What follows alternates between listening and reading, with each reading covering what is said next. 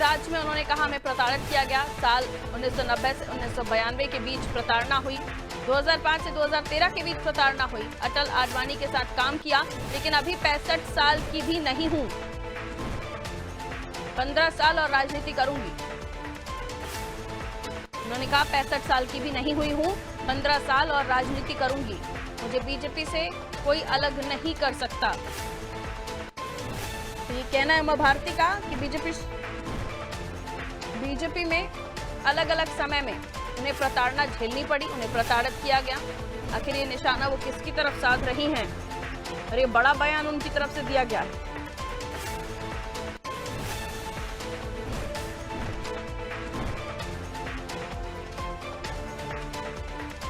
उमा भारती की तरफ से ये बड़ा बयान दिया गया है, जिसमें उन्होंने बताया कि 2005 से 2013, 1990 से 1992 के बीच उन्हें प्रताड़ित किया गया। अटल आडवाणी के साथ उन्होंने काम किया।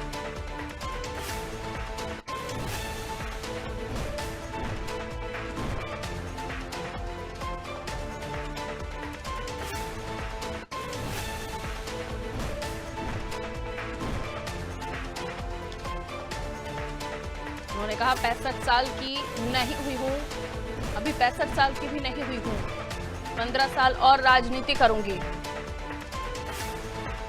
उन्होंने कहा मुझे बीजेपी से कोई अलग नहीं कर सकता।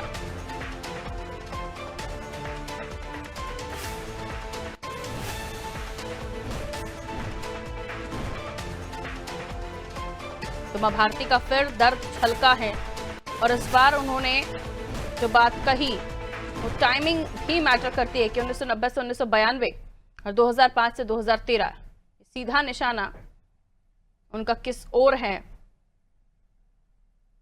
किसे वो इस प्रताड़ना का इल्जाम दे रही हैं। उन्होंने कहा अटल आडवाणी के साथ काम किया, लेकिन 65 साल की भी नहीं हुई हूं, 15 साल और राजनीति करूंगी। आइए इस बयान के मायने हम समझने की कोशिश करते हैं, क्योंकि उमा भारती जब भी कुछ कहती हैं बगैर सोचे समझे नहीं कहती हैं। बहुत पुरानी राजनीतिज्ञ हैं। ब्रिजेश चौकसी जी हमारे ब्यूरो हेड हमारे साथ जुड़े हुए, उनसे हम इस बयान को और भी समझने की कोशिश करेंगे। ब्रिजेश जी, उमा भारती का बयान सीधे तौर पर वो निशाना साध रही हैं और टाइमिंग्स को लेकर, यानी उस समय पर उस कार्यकाल में जब जो नेता रहे होंगे उनमें से ही किसी पर वो इल्जाम लगा रही हैं। निश्चित तौर पर उन्होंने नाम नहीं लिया, लेकिन जो सन बताया है कि 1990 से 92 के बीच में सुंदरलाल पटवा जी की जो स्वर्गीय हैं उनकी सरकार थी, और जो 2005 से 13 की बात कर रही तब तत्कालीन मुख्यमंत्री शिवराज सिंह चौहान की सरकार थी। हालांकि उन्होंने शिवराज सिंह चौहान की तारीफ कही और उन्होंने कहा कि हो सकता है इन बड़े नेताओं का मैं नाम नहीं ले रही हूं जिनके शासनकाल में ये हुआ, लेकिन उन्होंने जिक्र किया है कांग्रेस शासनकाल में तो उनको प्रताड़ना हुई है, लेकिन उनके परिवार को बीजेपी शासनकाल में भी प्रताड़ना झेलना पड़ी थी। उस दौर की बात कर रही हैं वो। और जब उनसे सवाल जवाब हुए तो उन्होंने तमाम मुद्दों पर बात की और उन्होंने ये भी कहा है कि आडवाणी अटल जी के साथ उन्होंने काम किया, लेकिन उनकी उम्र में 40 साल का अंतर था। वो अभी भी 65 साल की नहीं हुई हैं और आगे यदि जरूरत पड़ेगी तो वो चुनाव लड़ेंगी, राजनीति अभी 15 साल और करेंगी। उन्होंने गंगा पर भी बात की, उन्होंने शराब पर भी बात की कि शराब को लेकर उन्होंने मुख्यमंत्री डॉक्टर मोहन यादव की सरकार की तारीफ भी की कि जो शिवराज जी के समय जो योजना बनाई थी, जो शिवराज जी और उमा भारती ने मिलकर जो नीति लेकर आए थे शराब को लेकर, उस पर आगे बढ़ना है कि 17 शहरों में शराबबंदी कर चुके हैं और आगे उस पर और बेहतर तरीके से काम करें, ऐसा उन्होंने सुझाव दिया है। उन्होंने तमाम मुद्दों पर बात की। उन्होंने उत्तर प्रदेश को जिक्र किया, उत्तर प्रदेश पर बात की उन्होंने कि उनसे बेहतर एक तरह से विकल्प हैं और उनके ही जैसे हैं। हम योगी आदित्यनाथ की बात करें, जब उनका चुनाव हुआ था तो उन्होंने कहा कि मुझे बहुत खुशी हुई थी। वो तमाम मुद्दे सरकार कैसे काम कर रही है उन्होंने किसी पर आरोप नहीं लगाया। उन्होंने ये भी कहा कि उनके शासनकाल में जो बीजेपी शासनकाल में प्रताड़ना की बात कर रही हैं कि हो सकता है जो तत्कालीन मुख्यमंत्री थे या जो मुखिया थे उनके संज्ञान में ना हो, नीचे लोगों को उन्हें गुमराह किया। व्यापम का भी उन्होंने जिक्र कहा कि व्यापम में भी एक नाम उछला था, उनका नाम था, वो पुरुष था महिला था मुझे नहीं पता। सीबीआई को उसमें स्पष्ट करना चाहिए, इसकी जांच होना चाहिए कि कौन लोग उस षड्यंत्र के पीछे थे जो उनका नाम उछाला गया।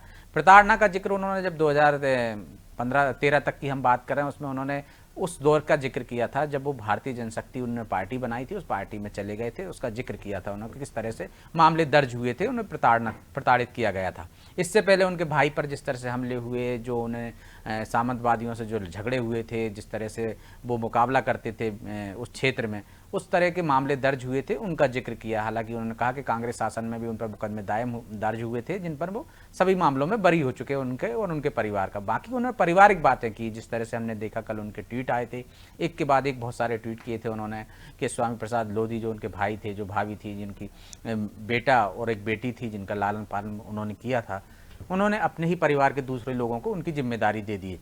उन तमाम जिक्र के साथ साथ उन्होंने राजनीतिक बात भी की है। इसके सियासी मायने भी निकाले जाएंगे निश्चित तौर पर कि उमा भारती, जिन्होंने कह दिया था कि पहले कि वो अब चुनाव नहीं लड़ेंगी, 2024 का चुनाव नहीं लड़ा उन्होंने, इससे पहले चुनाव लड़े, ये सवाल हुआ तो उन्होंने कहा कि हाँ तब मैं चुनाव नहीं लड़ रही थी, लेकिन अब मैं सक्रिय राजनीति में ज़रूरत पड़ेगी तो मैं उतरूँगी और 15 साल राजनीति करूँगी। मैं राष्ट्रीय अध्यक्ष को लेकर भी उनसे जब सवाल हुए तो उन्होंने कहा कि राष्ट्रीय अध्यक्ष की दौड़ में जो भी है या जो भी लोग बनेंगे वो उनके एक बीजेपी के नाते उनके साथ काम करेंगी और वो दौड़ में नहीं है, उनका नाम इस दौड़ में ना लिया जाए क्योंकि उनके पैर में तकलीफ है और वो दौड़ भी नहीं सकती हैं। ये एक तरह से तंज कसा उन्होंने। 75 साल का सवाल हुआ था जो मोहन भागवत जी ने 75 साल का कहा था कि रिटायर्ड हो जाना चाहिए, उस पर उन्होंने भी कहा कि मैं उनके सवाल पर कोई जवाब नहीं दूंगी, मैं अनुशासन से बंधी हुई और उस संगठन में नहीं हूँ। उन्होंने ये जरूर कहा है कि पत्रकार हुआ, राजनेता हुआ, वकील हुए, जो कुछ ऐसी विधाएं हैं जो कभी रिटायर नहीं होते, कुर्सी छोड़ते हैं और अभी उनकी रिटायरमेंट की उम्र नहीं है, वो 65 साल से कम की हैं। अडवाणी अटल जी के साथ उन्होंने काम जरूर किया है, उनके साथ उनका नाम जोड़ा जाता था, लेकिन 40 साल की उम्र का गैप था और अभी 15 साल राजनीति करेंगे और ज़रूरत पड़ी तो चुनाव में भी उतरेंगी। तो एक तरह से उन्होंने संकेत दे दिए हैं कि किस तरह से वो आगे राजनीति में सक्रिय रहना चाहती हैं और उनका जो दर्द है जो बार बार छलकता है वो इस बार भी झलकते हुए दिखा। प्रज्वल जी, वो सक्रिय रहना चाहती हैं, लेकिन क्या इस तरह के बयान, उनके समय समय पर अलग अलग तरह के बयान आना और कई बार वो अपना पक्ष तो रखती हैं लेकिन वो कहीं ना कहीं परेशानी खड़ी भी कर देती हैं सरकार के लिए, ये जो इस तरह की बहुत समय से उनकी जो बातें सामने आ रही हैं, क्या अपने आप को साइडलाइन महसूस कर रही हैं वो? क्या उन्हें कोई बड़ी जिम्मेदारी भी नहीं दी जा रही है, इसलिए भी वो अब चाहती हैं कि इस तरह की वो बात रख के अपना संदेश पहुंचाने की कोशिश करें? क्या दोबारा वो एक्टिव हो पाएंगी जिस तरह से एक्टिव रही हैं मध्य प्रदेश में, क्योंकि 15 सालों का वो जिक्र कर रही हैं? निश्चित तौर पर देखिए, जो वो एक्टिव थी और जब वो एक्टिव नहीं रही तब उन्होंने खुद ही जिक्र किया है कि वो खुद उन्होंने स्वास्थ्य कारणों से चुनाव लड़ने से मना कर दिया था।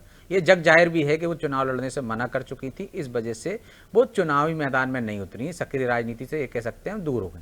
लेकिन इसके बाद यदि वो इच्छा जाहिर कर रही हैं तो निश्चित तौर पर आगे हम देख सकते हैं कि उनकी उपयोगिता तो है, मास लीडर हैं और वो मध्य प्रदेश के साथ साथ 2 राज्यों में या किसी भी राज्य से चुनाव लड़ सकती हैं। उनको किसी तरह की कोई पहचान की मोहताज नहीं है, उमा भारती उस दौर से हैं और हमने देखा है कि मध्य प्रदेश के बाद वो उत्तर प्रदेश से लगातार चुनाव लड़ती रही हैं तो वहाँ से भी जीत हासिल की है उन्होंने।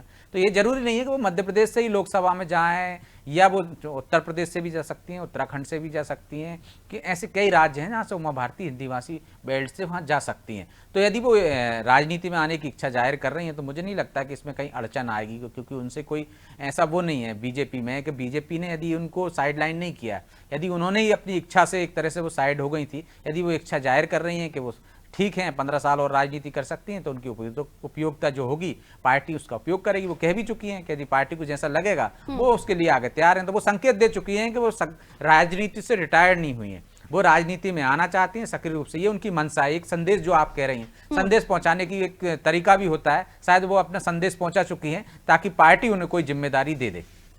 बिल्कुल, जिस तरह से उन्होंने सार्वजनिक तौर पर अपनी बात रखने की कोशिश की है, ये उनका दर्द है या नाराजगी है, ये तो खैर आपने समझाया ही, लेकिन अब उमा भारती इस तरह की जो बातें कर रही हैं, अगर वो वाकई संदेश देने की कोशिश कर रही हैं तो उनका संदेश कहाँ तक पहुंचा है और कितना समझा जा रहा है, ये तो आने वाले वक्त के साथ पता चलेगा। बहुत शुक्रिया ब्रजेश जी जानकारी के लिए।